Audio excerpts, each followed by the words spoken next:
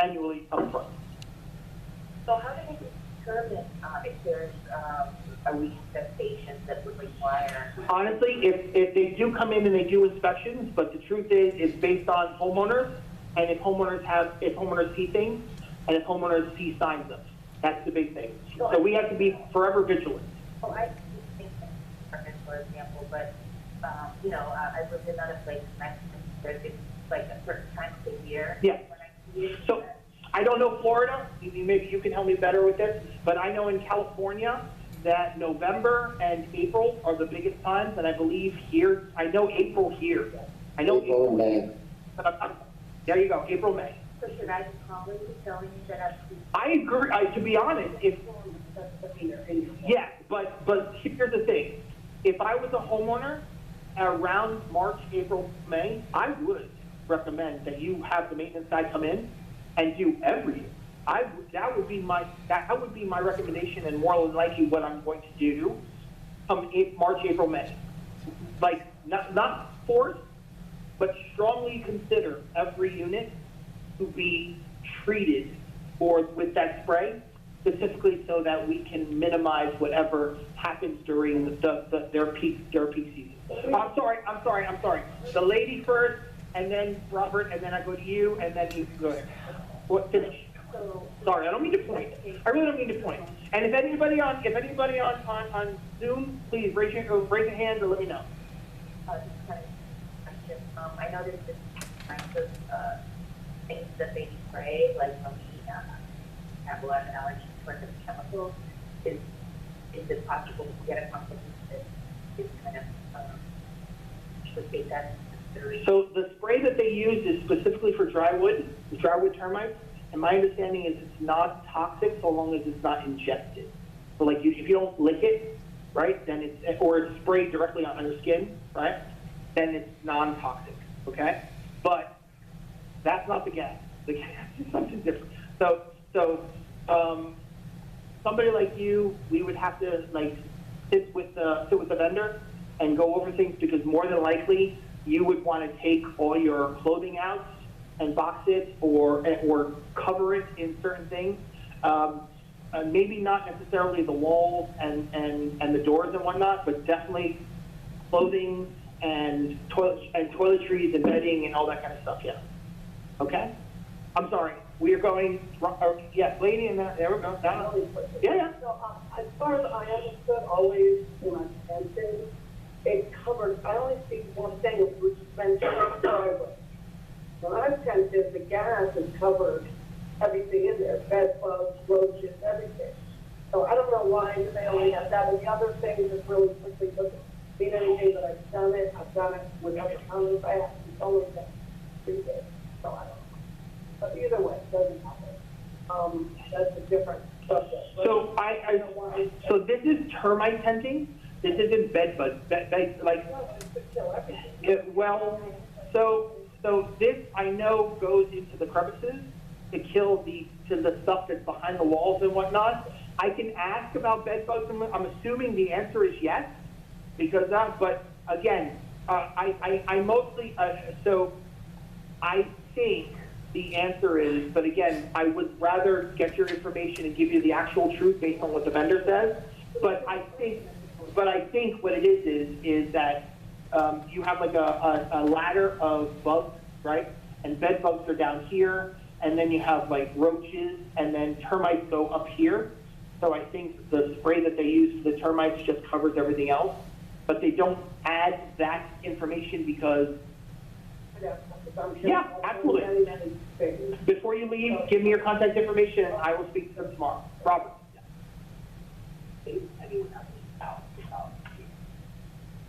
I stayed here when I first came to the building. I stayed with the units that were and after a few days, I looked and I could see that there was that termites were eating the furniture. It was literally falling apart. So I called up the person I was staying with, and the reaction was, "Oh, don't worry about that." So what I'm saying is there are a lot of units. No, seriously, so there are a lot of units that have been empty for long periods of time. No one's in them. So it's not we can know what's going on. Secondly, if you want to take a look, if you're not this, I mean, I have in some streets, it's kind of hard hard to come to the, ask them to come in and treat. You have to tell them where to treat, because they're gonna look for a whole list. I mean, sometimes the one time you get convinced that yes, you need to treat there, so it's hard to treat the whole system. But a couple of other things. Look around the building sometimes. Look at some of the door GMs of the apartment things, and even the doors. They're crumbling. Why? Because of termites. So, it's a major, major problem in this building. There's no doubt about that. Whether you've seen them or you haven't seen them, they're here, and it's serious. And one other little thing I wanted to mention is let Robert speak about this, however you want to do it. I think it's interesting, the interconnectedness of some of these things. For example, insurance connects to the roof. The roof connects to termites because there are also probably termites under that roof. In fact, I've been told by Diego, who knows this building really well, that there are legions of termites up there, and that's where they probably are nested. And I believe him. And so I'm just saying, all this stuff is in some fashion or other interconnected, and you have to make intelligent decisions based on what you can afford. But you can't just bury your head. That's all I'm saying. Sir? So I might not be the most optimal person because I rent my new house. So with the thought of possibly living here one day, it's very electric. So I usually, when I choose a tenant, I go to my realtor, both background, check the job. They're not racist, they're not murderers, very fine people. And they might be people you want to live next door to, other than people that actually live there. So you always got to say, look, it's shot, right? It's not saying anything bad, but sometimes you got somebody. But I'm a very involved unit owner that rents out. Obviously, there might be one other person here, but there's not many. I'm surprised that this turn out here, period. You missed the meeting. The meeting was bigger, and I have a feeling Monday's meeting is going to be even bigger. Well, the reason why I'm saying this, what percentage of owners that rent versus owners that sell? It's about 65. We're trying to get a list. Who is this okay by? This is a vote? So a special assessment in the state of Florida can be approved by just the board of directors. Okay? You feel good. I'm all for it. When it comes to termiting, and you know I don't want to do it. I'm sitting here going, well, now I'm going to have to relocate my tenant for 4 days and pay for that. But if it's, if it's done the right way, and it's structural integrity of the building. Yeah. But what happens is, if it's a vote where other people have to vote on, it's going to be a lot of unit owners that rent that don't want to go. But understand so yes, in Florida, the law says that the board of directors has the right to vote on a special assessment and approve it. However, and again, you weren't here for the last meeting, so I'm just going to tell you, I'm not a property manager. I'm a community manager, community association manager. That's how I feel. So I would welcome homeowner response, homeowner understanding, homeowner discussion. So I would recommend mostly to the board before they do a vote like this to take the time, and again, that's why we have the homeowner forum. That's why we're trying to open communication, so that people are heard and that people are given full information. So even if they're not happy with the vote, right, they understand why the vote's going through. Okay? Ma'am, we're good? Sir? Ma'am? Yeah, you just said in response to his question about renting and owning, or not, all owners. You said 55. 65. 65. What is 65? Is it Sure, it's at least 100, so it's 65% what? 65% renters. Yes. But here's the thing, so wait. So I want to clarify, because you understand that some people here are snowbirds. So there is the possibility, some people think when they say the unit is rented, that the unit is, has a renter, and the renter is there all the time and everything like that. However, sometimes people come here in October, November, December, January, but, I'm not here in May, June, July, so I rent it for 3-4 months, and by the way, that is allowed. Your documents allow it. I just have a quick question. I don't know, but I've heard that banks, in terms of giving out loans to buyers, Yes.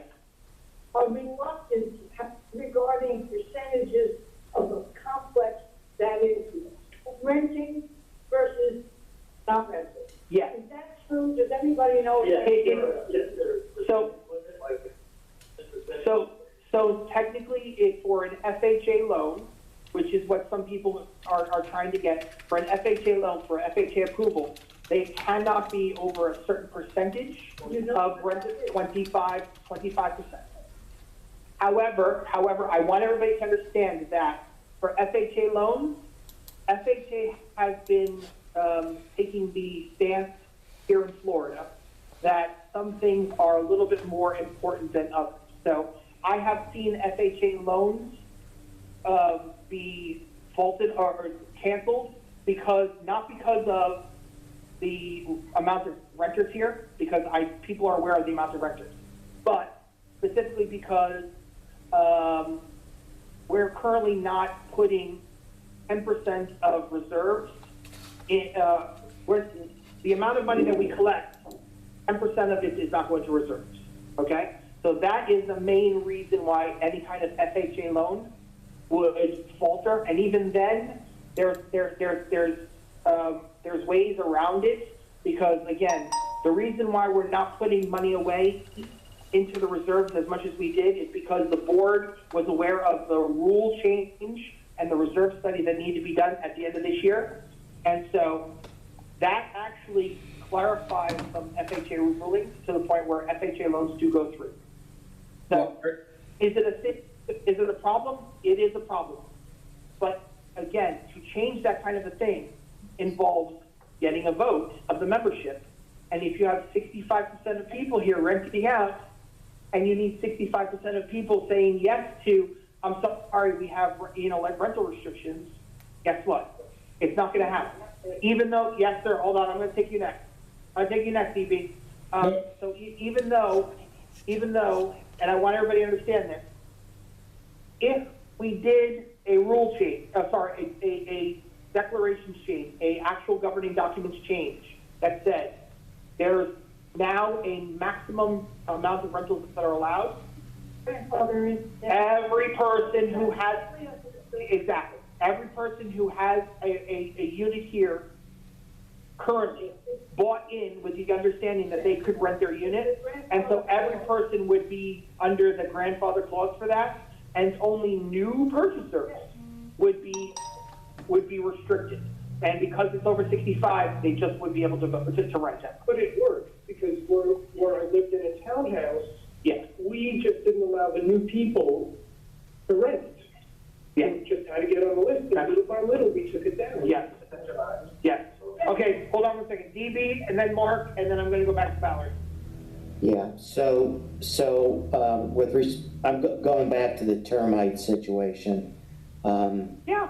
This sounds like a logistical nightmare, with a 223 unit condo association. Have you experienced a tenting on any property that you've ever managed, Robert? I have not actually done tenting, but Okay. I have people in the industry who have requested my assistance during tenting. And Okay. again, that's why I mentioned it is a 30-day process for the collection of the money, and staging would take place on day one of the first 30 days, so that people are aware and that people are notified, and so that literally by day 30, there is no strike. There is no oops. There's no everybody, and we have staging done and everything done, and everybody's out, and the vendor's in on time, and his cranes are here, and they're set up in a certain spot, and vehicles are moved. Understood. I don't think it was an easy process when we just, when we had to have the parking lot, resurfaced. Right. So this is, from a logistics standpoint, this is, that times, 10 or 15, for God's sakes. So that's just my observation, that the logistics are substantial. Yeah, it's really not as bad as you think it is, because you are displacing 222 units, but understand that all 222 are going somewhere, and so it's not like the asphalt where you have to move 50 cars over to another lot and then clear the thing and then move the cars back and whatnot. You're technically. Yeah, but I mean, you're gonna have a percentage of people that aren't gonna wanna leave. They're gonna want quote unquote reasonable accommodations. Hey, I know. I understand. No. Go ahead, keep going. I'm sorry. You know, you're gonna have a percentage of folks that are gonna want reasonable accommodations, you know, air studies before and after, so on and so forth. I'll leave it at that. Okay. I do have a question on the parking situation. Can I go to Mark and then I'll come back to you? What's that? Can I go to Mark and? Yeah, that'd be fine. That'd be fine. Sorry about that. Mark? Thank you. Hi, Mark Kluge, Devon. Thanks for facilitating, Robert. I just wanted to ask, is there any alternative to tenting and what the pros and cons to that might be? So unfortunately, the building is at the point where you can't do heat treatment or stuff. Guys, I'm sorry. Unfortunately, once the cake has been infected so much, there is no a possibility for spot treatment or even heat treatment. Okay. You just have to. And my understanding is that the infestation in the walls is so bad that unfortunately there's nothing else that can be done. If you tried heat treatment, it would be impossible because heat treatment is like spotted at like a certain wall, and even the wall is only about like 15 feet by 15 feet at the most, you know? Right. So really it's just not possible. Okay. Thank you. Possible. Okay. And then, yeah.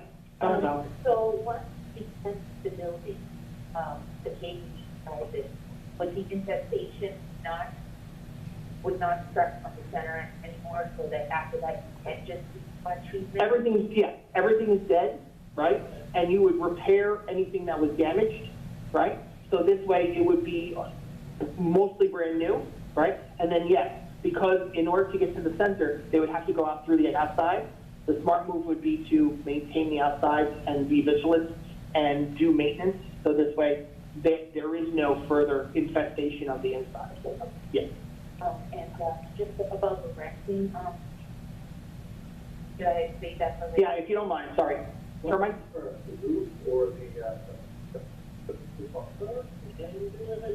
So if you're asking my personal opinion, you probably want to do the termite first, because you take the termite and then you deal with the structural stuff, right? Because when you rip off the roof, like it was stated, more than likely there's going to be termites in there, right? And then you have, I don't know if everybody knows this, but I think actually you have a concrete roof, so it's not going to be as bad. But when you let out those termites, right, they're going to go somewhere. Hold on.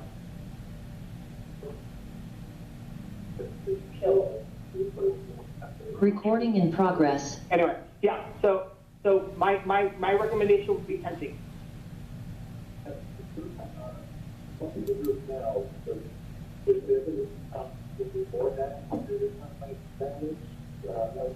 Possibly, more than likely not.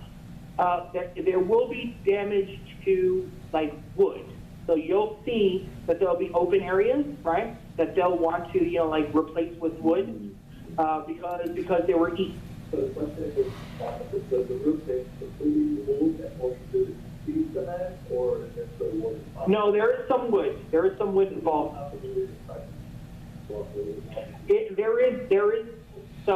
There is usually like a 10% additional cost for the roof for any kind of stuff that's under the roof that they find that needs to be replaced structurally.